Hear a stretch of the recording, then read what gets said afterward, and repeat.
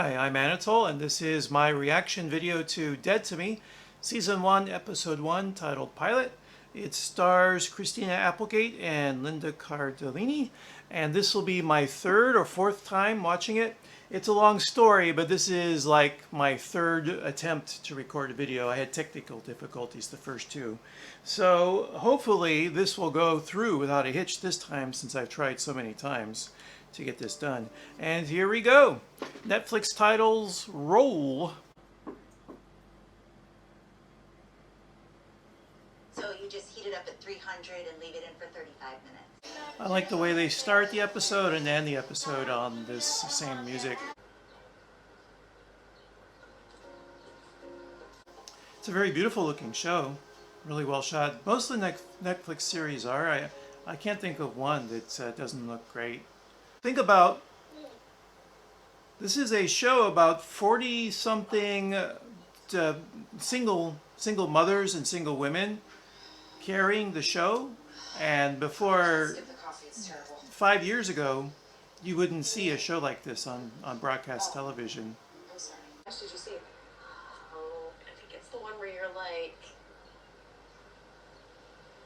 oh no. She's so good, the way she's selling that moment. Like, no. The way her face animated up. Where do you live? Linda Cardellini. Oh my gosh. This guy in the middle, who's leading the grief group, I think his actor's name is Sean McCarthy. He no, it's not Sam McCarthy. It is Kyung Sim. Especially this one right here. He has to handle the very straight faced, even though he has some comedic lines. He can't be comedic about them. He has to be serious. So that's a very difficult role that he's carrying here. And then we were eating dinner, and then the next he was gone. I think I count 4 cameras. This is a very complicated setup for the cameras. Look at all the different ways they keep moving around. So they must have shot this more than once. With 4 cameras, I can't conceive of doing more. Last week we started talking about. And then like the way he's set up here, he may be delivering his lines after they've already had their lines done. I'm struggling to think of how this camera setup was done. Maybe one setup for medium and then one for a little bit far away. The one part of the episode I didn't care for is this dialogue with the sons. It feels a little too sitcom-y. Tyler's dad died, Rick. The guy's a squad waffle. I like Rick.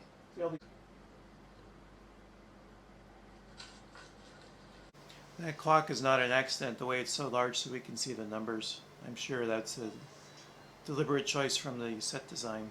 I heard that. You should ride that wave and go to sleep. No, I want a picture of Steve. I have to look. I wonder how they handled this, because this is the kind of scene you would just film with the actress speaking into a phone and no one on the other end. So maybe they had one of them sitting off stage reading the lines in order to be able to get that emotion out, or at least to make it easier for the actresses to emote. So yeah, I don't, not sure how they handled that. It's the greatest. Ooh. That's the light is on. What? I really love this scene.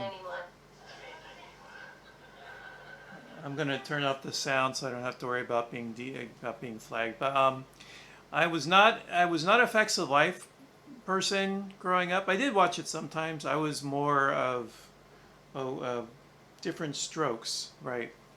But I appreciated Facts of Life. I was not so deep in. I could characterize people according to the characters. I think I remember Tootie. Is that her name?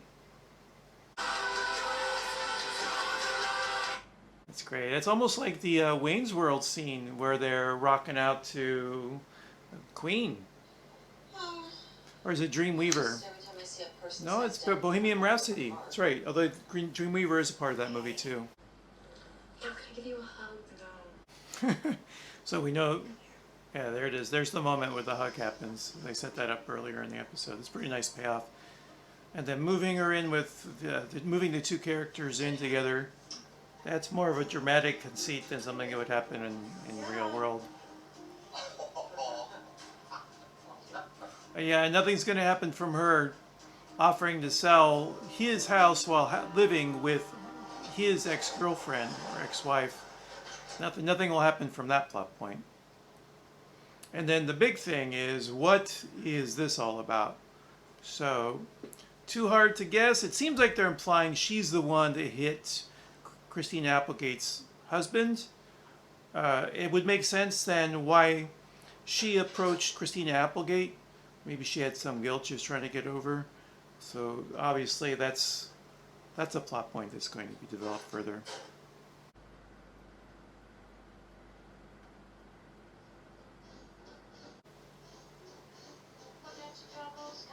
Yes, it is the same song at the beginning and end of the episode.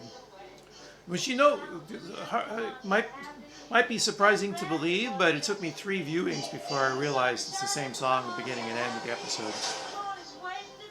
Okay, so turn off the song.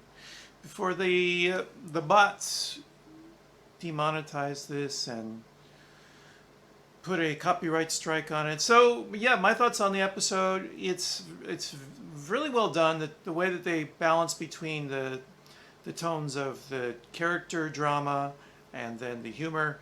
The only fault I have with the humor is the very opening scene when the Asian woman comes to bring the banana cake.